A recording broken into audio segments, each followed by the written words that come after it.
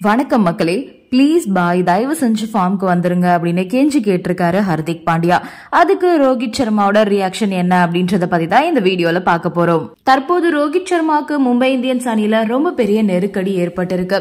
இந்த நிலையில இந்த சொந்த மைதானத்துல ஹைதராபாத் அணிக்கு எதிராக மோத போற போட்டியில அவருக்கு மோசமான செக் ஒன்னு காத்துட்டு இருக்கு.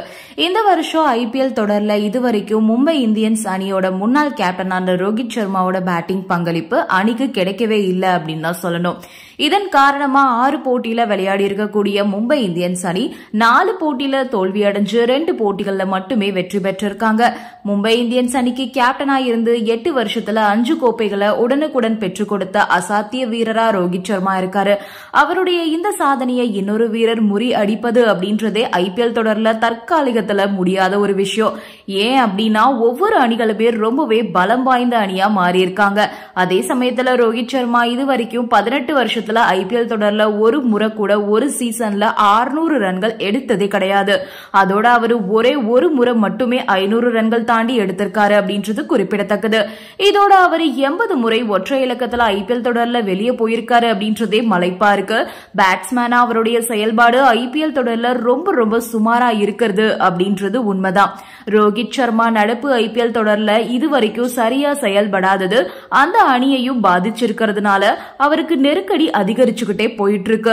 அதனால சொந்த மைதானத்துல நடக்க போற மும்பை இந்தியன்ஸ் அணியோட 7வது போட்டியில ரோஹித் சர்மா சிறப்பான முறையில செயல்பட்டு ஆக வேண்டிய கட்டாயத்துல இப்போ இருக்காரு.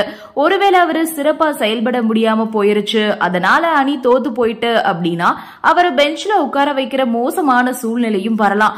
அதோட கடந்த ஆண்டுல மும்பை இந்தியன்ஸ் ரசிகர்களால கடும் எதிர்ப்புக்கு ஆளான அந்த அணியோட கேப்டன் ஹர்திக் பாண்டியாவே ஒண்ணுமே பண்ண முடியாத நிலையில தான் இருக்காரு. அதனால தற்போது யாருமே சரியா செயல்பட முடியாத போது ஹர்திக் பாண்டியாவை மட்டுமே குறை சொல்ல முடியாத நிலையில இப்ப மும்பை இந்தியன்ஸ் ரசிகர்களே இருக்காங்க.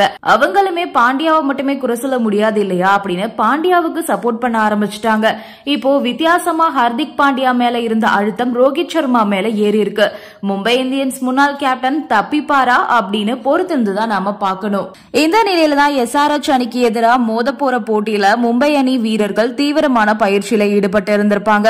அப்போ பேட் எடுத்துட்டு பிராக்டிஸ் பண்ண வந்த ரோஹித் சர்மாவை பார்த்து கேப்டன் பாண்டியா கையெடுத்து கும்பிட்டு தயவு செஞ்சு ஃபார்முக்கு வந்துருங்கன்னு கேட்டிருப்பாரு. அதை பார்த்து ரோஹித் சர்மா கவலைப்படாத நான் இருக்கேன் அப்படின்ற மாதிரி ரியாக்ட் பண்ணிருப்பாரு.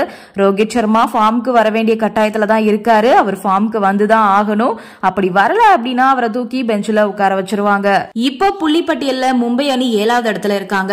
6 போட்டியில விளையாடி இருக்காங்க. 2 போட்டியில மட்டும்தான் வெற்றி பெற்றிருக்காங்க. 4 தோல்வியை தழுவிருக்காங்க.